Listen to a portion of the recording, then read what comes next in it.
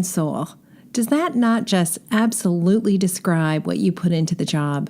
Do you begin every project like I do, thinking, I am going to work so hard and I am going to make this client happy beyond their wildest dreams? This won't be the last time I work for the client. It'll just be the first of many projects.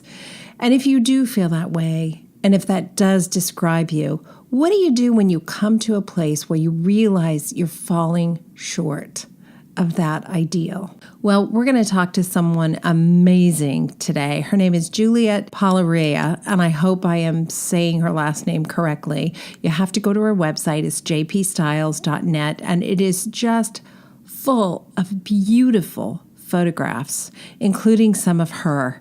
And it would be so easy to look at Juliette's website and project onto her all the wonderful things that I want in my life.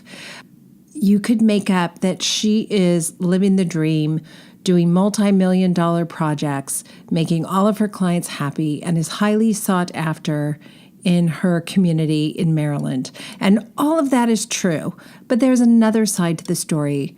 Juliette reached out to me because she wanted some private coaching. She found herself in a position, after managing millions of dollars in client projects, of hitting a few projects in a row where things didn't turn out the way she had hoped. And that can truly devastate your confidence. It can create a real crisis. And another interior design professional in her community told her about Business of Design, and Juliette began to literally binge on all of the courses and make immediate changes in her business. And she reached out to me with some specific questions. The minute Juliette began to speak, I realized she was telling my story. I had goosebumps all over my arms, and I had to stop her and I had to say, would you be willing to allow us to record this? Because there are other people listening who feel exactly this way, but are so busy comparing their insides to someone else's outsides that they don't realize they're not alone. And this conversation could be so helpful. So Juliette is not only extremely talented, but she's very brave and willing to be vulnerable in the hopes that it's going to help somebody else who's listening. As interior design professionals, we love our work because it matters so much.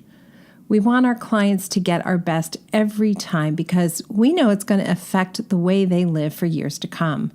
But doing our best work isn't possible if we can't dedicate ourselves to it. And we really can't dedicate ourselves to it if it doesn't earn us a living. That was my story. I've always been passionate about interior design, but I used to find it hard to keep that passion alive and be truly a creative, while I struggled with managing clients and managing trades and dealing with billing and managing log sheets and all of those many factors that make up a project. When I hit a crisis of confidence, when I hit a bottom for me in my career, I was extremely well known in my community. I had a television show on HGTV Canada. Actually, it was my third TV show. I was on TV every single day of the week as an expert. So I had a lot of clients, but I didn't know how to run the business. And the tragic reality is 95% of design professionals also don't know how to run a business. Nobody could give me the answers, so I got help. I reached out to a coach who did something really important for me. She was not able to give me Business of Design's 15-step project management strategy, which, by the way, I should call Kimberley Seldon Design Group's 15-step project management strategy because we use it every single day. And that's who I created it for. I did not create it for you. I created it for me to save my life. My coach was not able to give that to me, but what she gave to me was this idea that although I didn't have a solution, there was a solution. Just because everybody did it one way didn't mean I had to do it the same way. If I was willing to work very hard and make a lot of mistakes and pick myself up and dust myself off and try again, maybe, just maybe, I could produce a better way to work. So I didn't start with 15 steps. I started from a rock bottom lack of confidence and a fantasy that I was going to quit the industry forever because it was just too hard. That's where I started. You may relate to where I started. You'll definitely relate to where Juliette is at in her career, I think. And I want to say this as well. Business of Design is a podcast, and I'm so happy you're there listening week after week. But we're much, much more than a podcast. We have been developing course content since 2005. So businessofdesign.com is a learning community. If you don't have the systems and strategies you need to be effective in your business and in your career, we do. Just copy them. You don't have to create them like I did. You do not have to spend 15 years working, experimenting, failing, getting an occasional win. You can just copy what we do. And we want you to do that. So I'm putting in a plug right now that if you are not yet a member of businessofdesign.com, you are not getting all the benefits you could get. Is Business of Design expensive? It is not expensive at all, which flies in the face of everything I'm going to tell you about raising your fees and charging what you're worth. It absolutely does fly in the face. Why would I do that? I do that because Business of Design for me is not my money-making revenue stream. My money-making revenue stream are clients. Kimberley Seldon Design Group does very, very well. Thank you very much. Business of Design is priced so we can reach as many design professionals as possible, because every single time another design professional steps up and does better work and charges a living wage, it's good for every single one of us. It's so funny. I was speaking at a small group of designers in Copenhagen this past week, and one of them said, "Is it $6,750 a month?" And I said, "No, it's $67.50 a month." And she said, "Oh, that seems really inexpensive." And anyway, there's the explanation. Business of Design is a coaching community for creative professionals, interior decorators, designers, stagers, stylists, architects, and landscape designers. We have members in all of those categories. We have members in 50 countries. I want you to be a member. I want you to get everything you can out of membership. And when you join, as you watch courses, when you have questions, you can ask any question, and I am the person who answers those questions. I have other people on the Business of Design team, and you meet some of them on the podcast, but they don't answer those questions. I answer those questions. So effectively, I'm your mentor. And in this episode, I think you'll agree that Juliette makes a wonderful mentor as well. Let me tell you about Juliette. Juliette Palarea is a principal and designer at JP Styles. She believes everyone deserves access to the type of design that evokes feelings of comfort and sophistication. She's completed numerous projects in the categories of renovation, remodel, and new construction. Her team prides itself on understanding a client's wishes and making them a reality. Her interest in design began early in her career as she founded a company called California Fabric Production in West Hollywood, California. And she developed a love of architecture and design and was nurtured by top area designers and clients in and around Beverly Hills and Pasadena.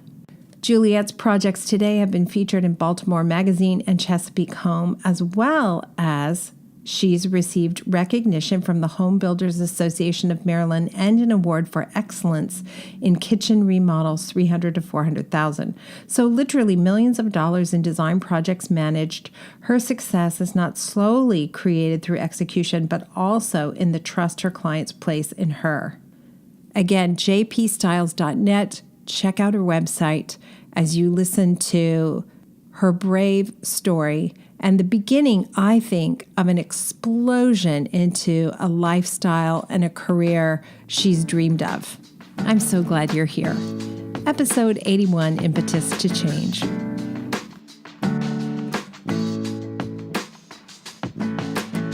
Welcome to the Business of Design podcast with Kimberley Seldon. Business of Design is the coaching community for independent designers like you. We know it takes more than hard work and talent to successfully run a professional design firm. There are proven business strategies that can solve your immediate business challenges and transform your life. Don't try to do this alone. Join today and you'll have access to more than 100 video courses plus Kimberley Seldon as your mentor and guide. Unlike traditional coaching, which can take years to produce tangible results, BOD is a fast track to immediate results for independent interior designers, decorators, architects, stagers, and landscapers just like you. Monthly membership is only $67.50. Annual members save 2 months and have access to Kimberley's contracts. What are you waiting for? We all know design matters. At Business of Design, we think designers matter too. Cheryl, so good to talk to you. I was on vacation and you were working. That worked out really well for me. Yeah, it sounded like you actually got to let loose a little and really have a break, which is great for you. I did.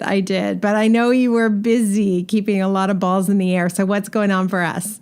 Yeah, well, you're only back, a little bit catching up, and now we're sending you on the road again. So this weekend, you're headed to High Point.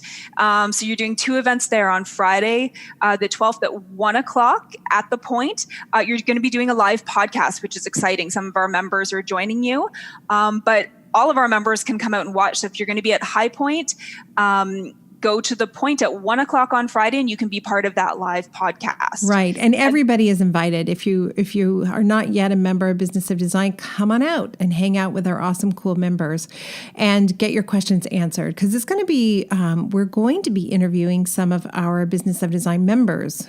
Yes, and they're going to be coming prepared with questions for you. Ooh. A bit of a group coaching session. Oh, it's on the spot. I'm being grilled. Yes. Okay, so that's happening on the weekend, and then I'm flying back quickly to Toronto for a wedding, which is super fun, and then I'm getting on a plane to go to Palm Springs for the retreat. Yes. And then I'm told that I'm not going to get to sit by the pool after the retreat. In fact, it's a busy few days there with the group. Right. Okay. So yeah, it's going to be go once we get there. Okay. And then a good go though. Really good go. Good. Okay. Yeah. And then I'm filming 2 days with City Line in Palm Springs. So that'll be really fun. We're filming for the TV show. And then as soon as I'm done filming for the TV show, I'm heading to Texas. Yes. Yeah. So 25th and 26th, few spots left at most of the locations, but we've had a lot of interest and they're filling up. So registration is open on the website. So make sure you register, even though it's a free event.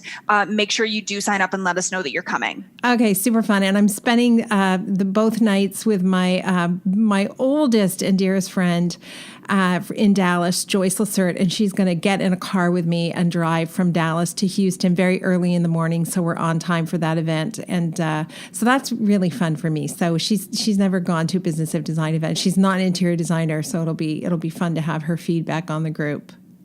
That's great. It's going to be a busy month. Yeah. Yeah, it is.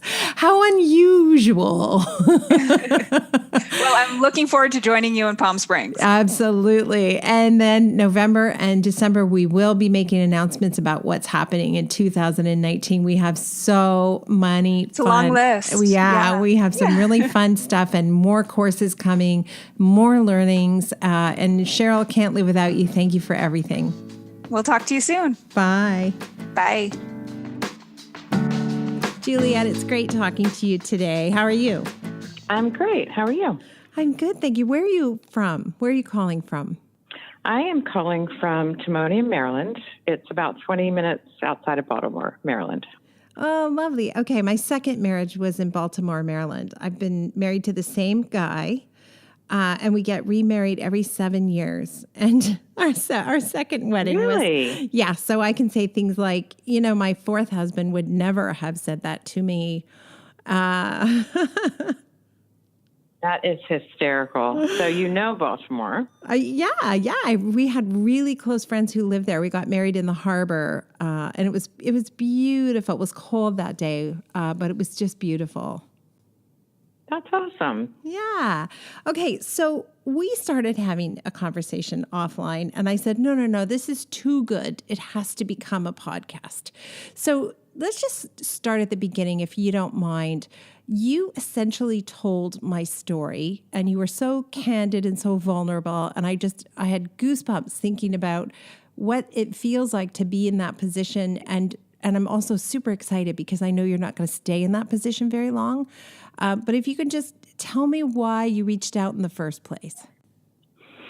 Well, I found myself after a very, I would say, successful 6 years or so, and probably 10 years, 11 years in, total in the design field, at a crossroad where I wasn't happy anymore. I felt down. I felt like every job was ending poorly for one reason or the other. Two, most recently, I had to quit because I just felt like it was getting to a place where I was losing so much money, giving things away, letting things go on invoicing for fear of what if they don't like me? What if they don't refer me? All the what ifs. Right. And it just became so overwhelming that I thought I either quit. And,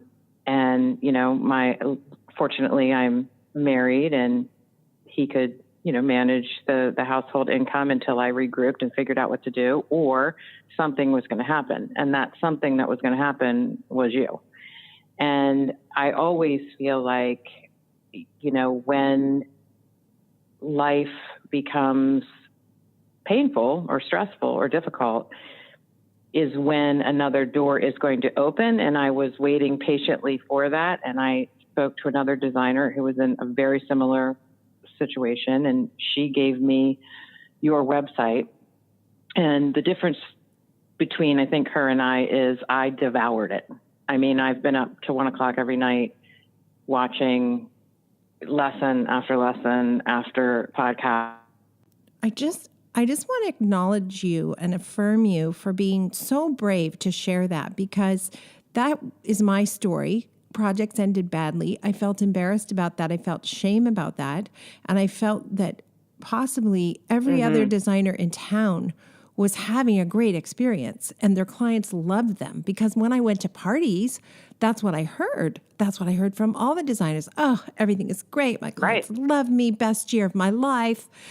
And I thought there's something inherently flawed with me, because you could not want to make people happy as bad as I wanted to make people happy and fail so miserably. So I just want to affirm you for being so brave to say that. And there's a whole web of people all over the world who are listening, who are like giving us a big virtual hug because they're in the same boat. Like they're just so in the same boat. I feel like we're separated at birth or something, because I'm the same way as you. Once I found something to try, I just devoured it. So you just jumped in with both feet, and now now you take it from there. But I just really had to stop and affirm you there for a minute. Well, I appreciate that greatly. And to your point of other people, I think when you make yourself vulnerable, you allow other people to then open up. And I was just sharing about you before signing up to talk to you. And this woman approached me I have an office in the design center here in Maryland that's very new. I just leased it a couple of months ago, which was part of the issue because it was kind of right before all of these things started falling apart. And I'm like, oh, great, I have an office and I have all this, expense and et cetera, et cetera. Anyway, she walked up to me and said, Juliette, I understand. I got shingles from the amount of stress I was under and how I'm treated by clients. And it almost made me cry. I'm like, why is this like this? And I think part of what you had said on several of your videos that I had watched is, designers, for some reason, walk through their careers as if they are lesser than perhaps someone in some other career. And I don't know why that is. It really doesn't make any sense to me. I'm trying to learn more and more about that through your videos. But there's this fear, even as I'm learning the 15 steps, and I'm listening to you about consultations and making sure they're prepaid, et cetera, this fear wells up in you. Well, everyone's going to say no to that. What will I do? Yeah. And you know what I've learned too? It's funny, but a lot of other career paths have the same struggle. And I think the minute there's a creative element, we somehow downplay the value of the service we provide. And I think also, if I can state a gross generalization, females are trained from a very young age to take a back seat. And so just by virtue of the fact that this is the career we picked, it must be the back seat. So what I hear over and over and over again from talented, hardworking professionals is, oh, I'm just a decorator. I'm just a designer. And you never hear someone say, I'm just a lawyer.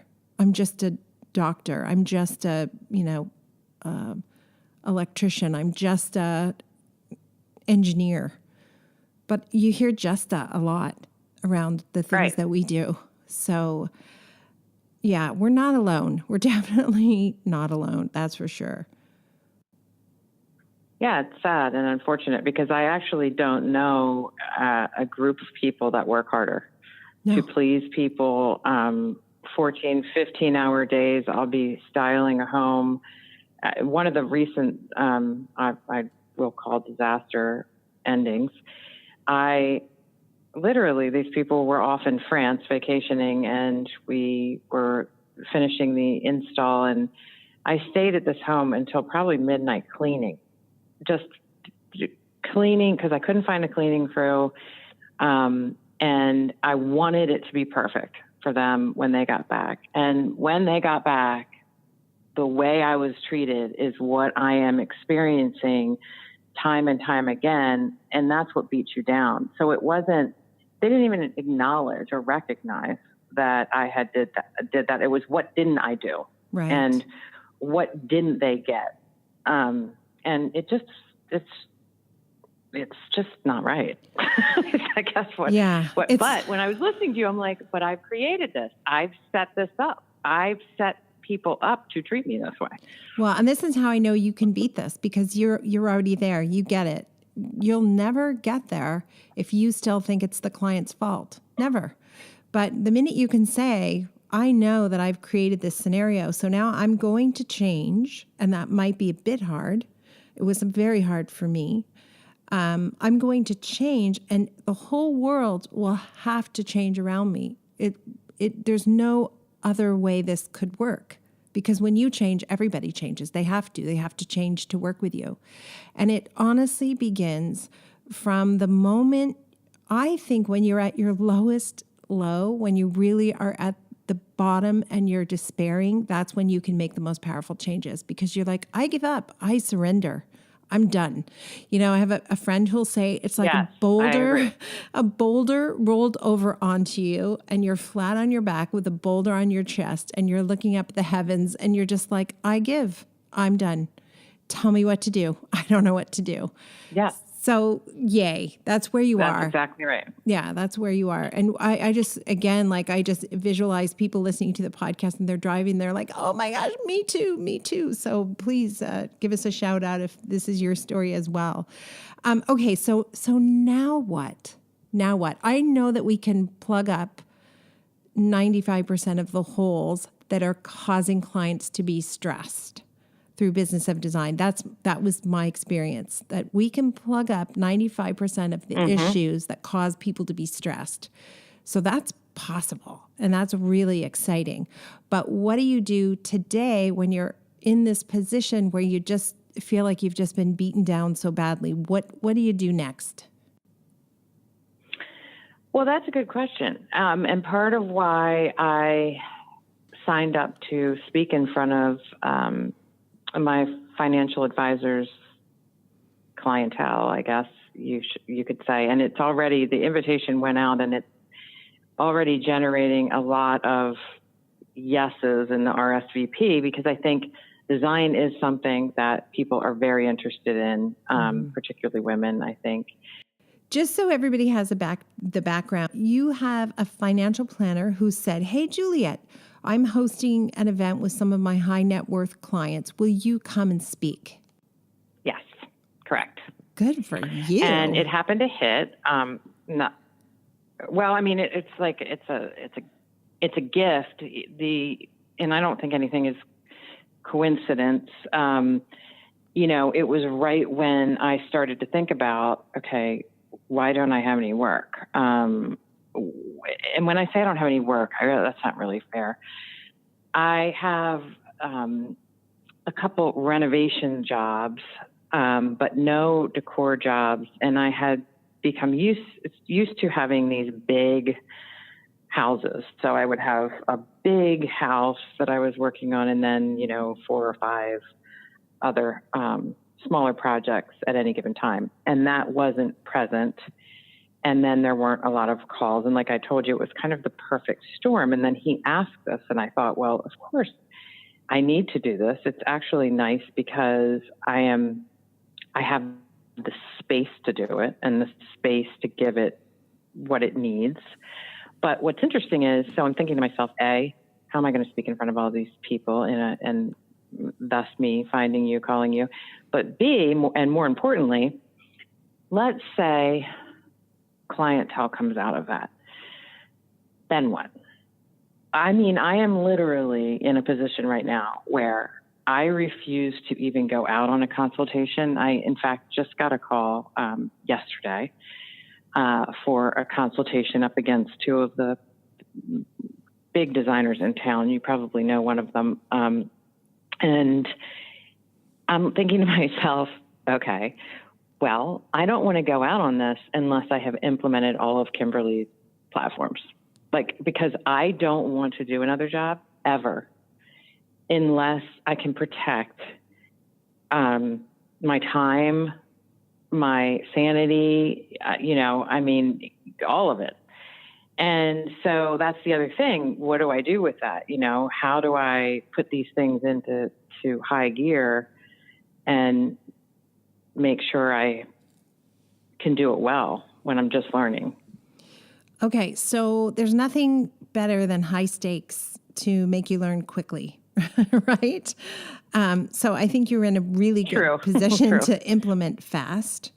I also want to say we're having this conversation in August, and just everybody should just recognize that very often August, if you live in somewhere where it's summer in August, because I know in Australia it's the opposite, but very often it's quiet toward the end of summer because people are going to their cottages, their cabins, their camps, whatever it is.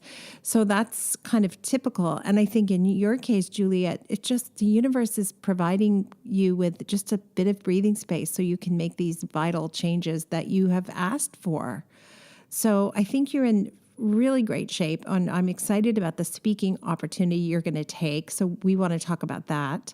And then in terms of this customer who you might have an opportunity to go to the consultation, why not go to the consultation? Charge for the consultation, build your scope of work at the consultation, read your contract at the consultation. And if you get the job, we're just going to talk you through it. You're just going to go through this job using us as your team. So we're going to help you through that job.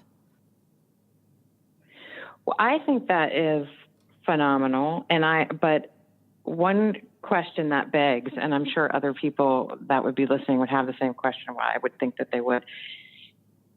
So one of the things I started doing when I was realizing the phone wasn't ringing as much as it had, and I went into that sheer panic that I had ruined everything in my life, the dramatics, I decided, okay, I'm going to reach out. I'm going to put myself out there more than I have. And so I started to align myself with high-level agents, real estate agents in the area. One in particular I like very much. And he is the one that got me this meeting. And so I feel very hesitant to charge for that when I know the 2 other designers, and I can safely tell you they're the 2 biggest designers in town, firms, and they're firms, and they have big backings, which I don't have. Do you see what I'm saying? Like, it feels like yes, you've made up that would be the first. I know it flies in the face. Yeah. what you teach. Right, right. And this is where you have to have faith and you have to step off the cliff. You just do, because you can go to that consultation for free. You may or may not get the job, but you will not have changed Juliette. And your task is to change Juliette because you're the only one that you can change. You can't change anybody else. So for me, there would be fear that I would disappoint the real estate agent. Like, what? I'm giving you this gig and you're throwing a fee in my face. So that would come up for me. Definitely. But this is what I can tell you. There are times when I get called to go to a consultation where another firm, a big firm, is going to the consultation for free. And we say, no, our policy is this. This is what we'll do at the consultation, so that at the end of the consultation, you will have a scope of work. You will understand what's actually involved in the project, and we can discuss your budget accurately. Not just a meet and greet where everybody sees if they get along. We're going to get along. I'm a nice person. You're a nice person. That's established. It's a given. So instead of having a meet and greet, that's a bit of a waste of time for everybody. We make this a working meeting. And those 2 hours are invaluable to launching your project effectively and efficiently. And it's possible they could say, well, that's ridiculous. We're going to go with these other two. Great. They might. Or they might meet them and then not really know what to do and decide to give that Juliette a chance afterwards, which has happened to us before. They've had a couple people in for free. And what happens in that case, let's say both of those firms that go to the consultation for free are great. Maybe they're really talented. So firm A says the following fabulous things, and then the client thinks firm A is awesome. And then firm B comes and they say fabulous things, but they're very different than firm A. So now the client's like, oh my gosh, I don't know what to do. Which one's the right answer? Which one's the expert? And I'm super confused, right? Where if they would pay for that consultation, everything in them wants you to be right and correct and an expert, because now they're invested, right? So there are times when we get the call after the companies have gone for free, because they've just confused the client, and we come in and we charge and we go, yeah, that's what we want to do. So just trust that you'll be fine. You're not desperate for work. It might be different advice if you said, I can't pay my rent, but you're so lucky that that isn't the situation. And for somebody listening, that might be the situation, in which case you go if that's the situation. Right. I see what you're saying. And you know, what's interesting, the designer who gave me your name and website, I think is going through your process as well. Maybe not at the lightning speed I am, but I do know that she, I think, has implemented that. And one person said yes and one person said no. And she said, how do you feel about that? And I said, well, honestly, if that person wasn't willing to pay you X dollars to come out, then are they really going to be willing to pay you $50,000 to, redo their first floor? Right. I mean, right. It does seem pretty logical, right? Yeah. Let's find out right now how willing they are to invest in this project. The other thing I was going to say to you, and this is just off the top of my head, if you felt really strongly that you would lose this relationship with the real estate person, what you could say is, Joe, I charge $800 for the consultation. So I can waive that, but I don't want the clients to think I've waived that, because I want this to start professionally. So if we're going to do that, then I want you to tell them that you're paying the $800 fee. Do you know what I mean? That's a good idea. That's a very good idea. It's a compromise, right? Yeah. And then it's possible Joe will say, oh, I'm too embarrassed to do that, so let me pay you $400 or whatever. Who knows? Or Joe will say, don't be crazy. They have tons of money. They'll pay $800. Like, who knows? Just see what will happen. But you can just be honest with them that you charge for the consultation, right, because you know that's a really important working meeting. And the times that you go out and you've charged for the consultation, 95% of the time you get the job. And when you don't charge for the consultation, you get the job 33% of the time. Really? Yeah. That is wild to me. Yeah. Thousands of designers have told us Well, this information from all over the world. Literally, it's a huge difference when you charge and when you don't charge, how many jobs you get. That's just absolutely intriguing. I mean, and it's such a that one's a simple change. I mean, that's an easy one. Following through your paperwork, just off the top of my head, as someone who is very challenged in the administrative technical areas, I'm thinking to myself, will I need a full-time person to process, this is a serious question, process all of the worksheets and the log sheets? I mean, once I started watching your videos, I'm like, no wonder I have so many problems. I mean, I am really good at coming up with beautiful rooms, designing structures from the ground up, but I am awful at logging and documenting 50% of what I do.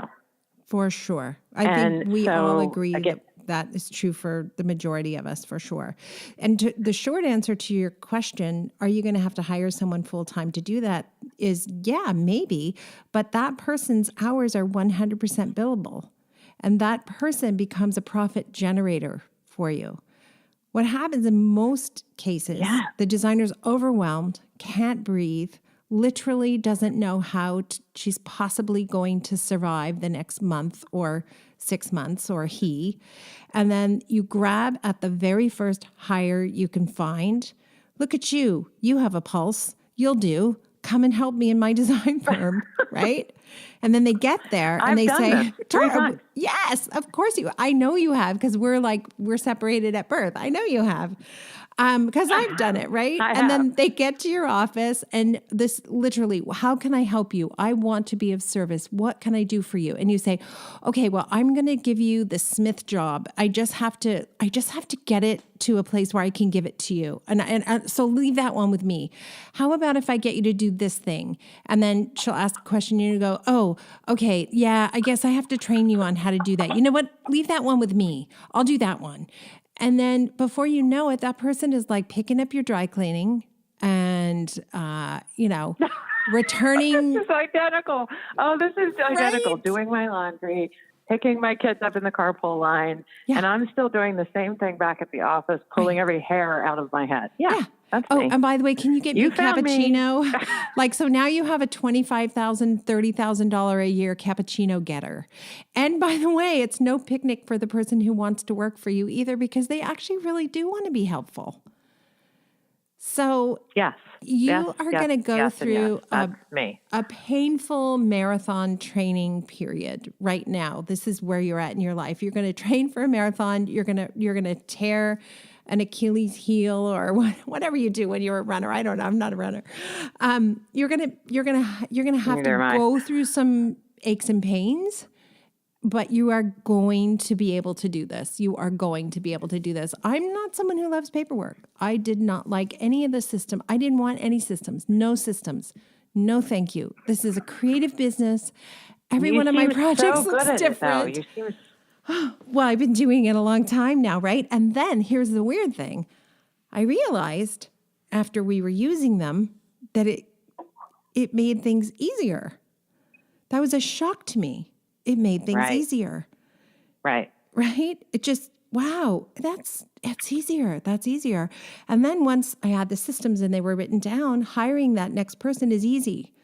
Read the step-by-step guide to how to produce a worksheet. Here's a fabric, here's a trim, do a worksheet right now, just reading this document, and show it to me.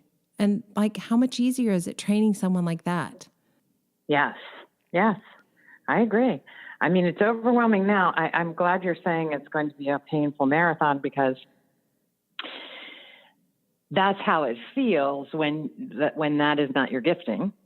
But to circle back to what we were saying, because I got to my bottom and, just like we said, I was at my bottom, ready to quit. So it doesn't matter. Anything from here is a bonus. because if you weren't going to do something and then you're doing something, I'd rather not take work. Right. Period. Learn this and do it right and not stop short in any of it, and then test it out and see how it goes. I also have kids that are getting very close to, I can't even say it without wanting to cry, about 4 years of all my kids gone. And I want to build something that, can sustain over time so that I have something I love to do when that day quickly comes. Yeah.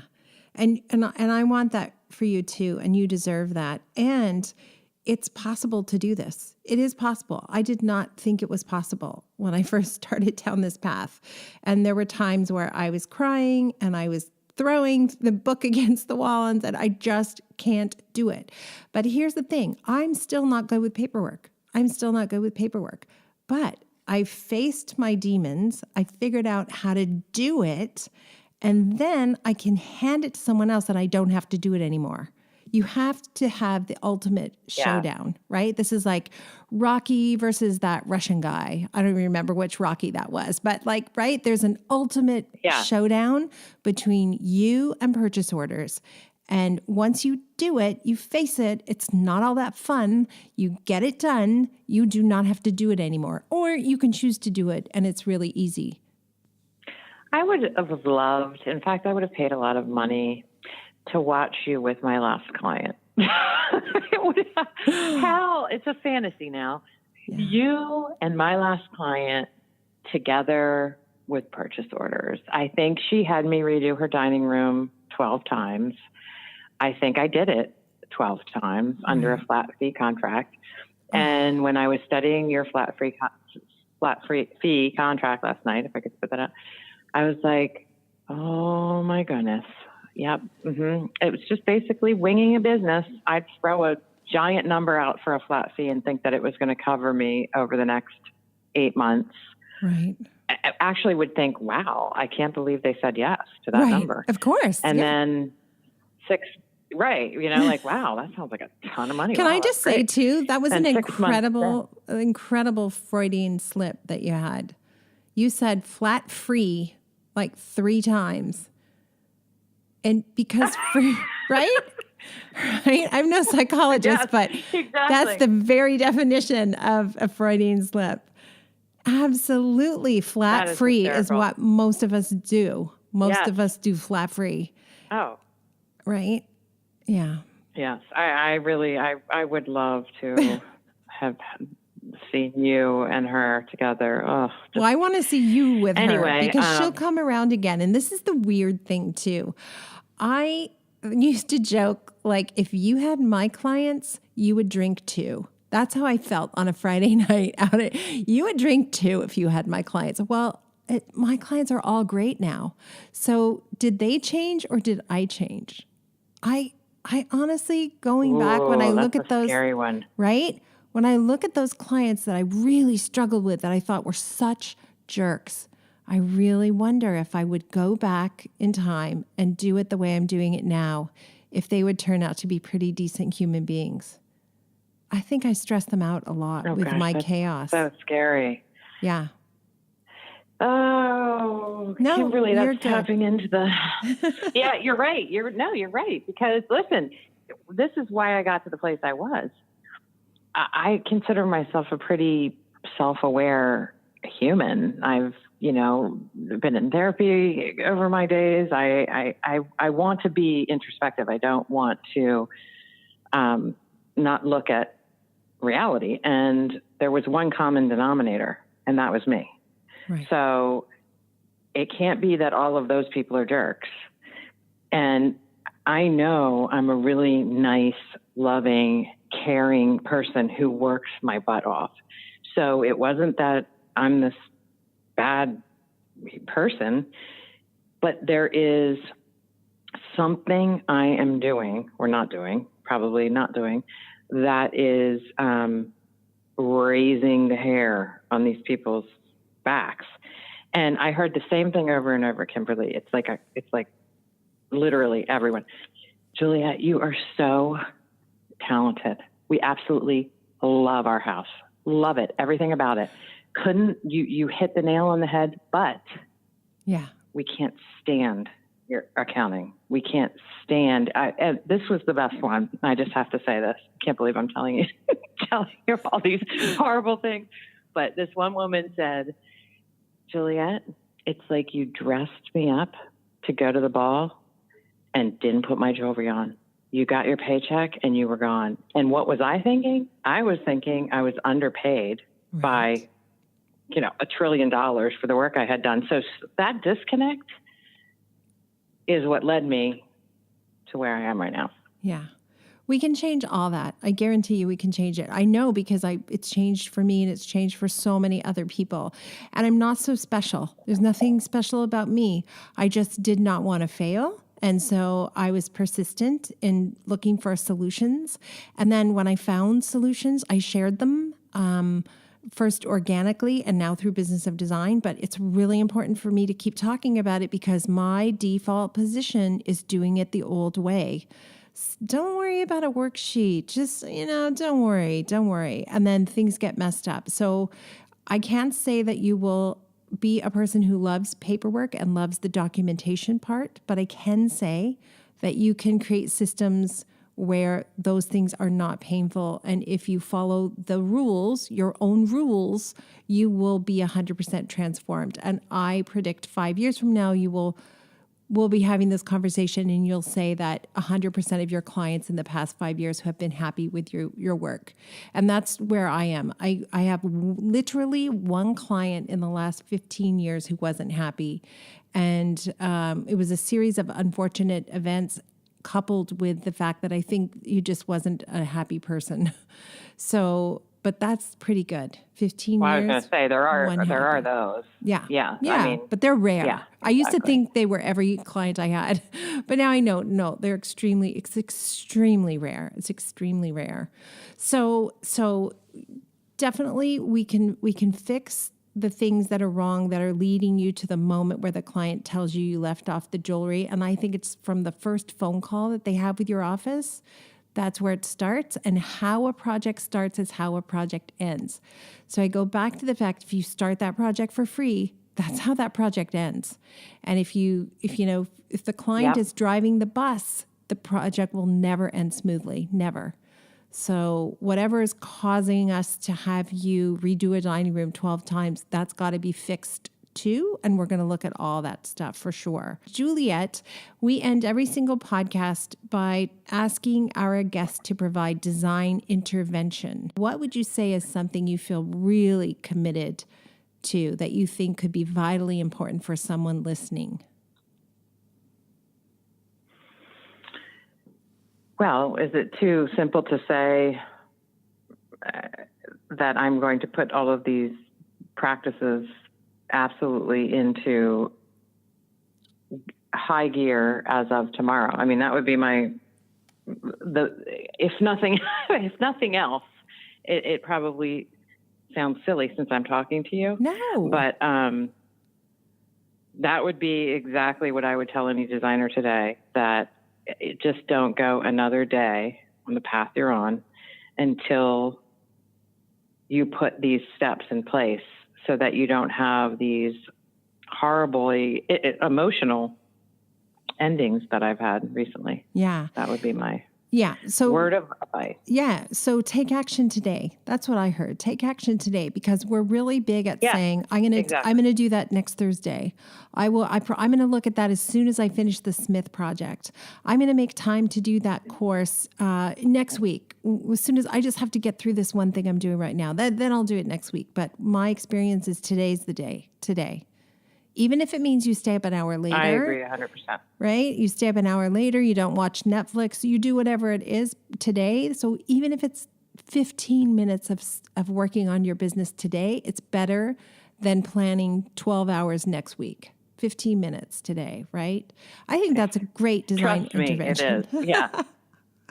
Okay, excellent. You're going to come back, and on part 2, we are going to talk about that speaking gig you have. And specifically, what do you talk about when your goal is to reach clients in the audience? Does that sound right? Exactly right. Yep. You have been so amazing. Thank you so much for your bravery in coming on the show. I really appreciate everything you've taught us today, Juliette, and we'll look forward to the second part of the conversation. Awesome. Thank you very much. I appreciate it. Thank you for being part of the Business of Design community. If you love what we do, please show your support by subscribing to the podcast and rating our efforts. Remember, you can be a part of the podcast by sharing your comments, ideas, and questions via the BOD hotline at 416-780-9187, extension 107, or by sending an MP3 file to info@businessofdesign.com. And when you're ready to transform your business and your life, sign up for a monthly or annual membership. Together, we will achieve extraordinary results. Start today.